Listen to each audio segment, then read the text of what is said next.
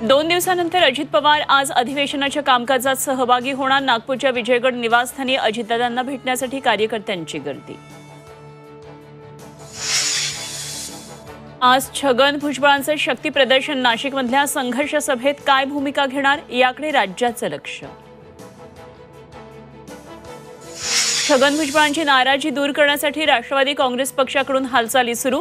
अजित पवार सुनील तटकरे घेणार भुजबळांची भेट। भेटीची तारीख अद्याप अनिश्चित। शेतमालाला योग्य भाव देण्याच्या मागणीसाठी विरोधक आक्रमक। विधान भवनाच्या पायऱ्यांवर विरोधकांचं आंदोलन।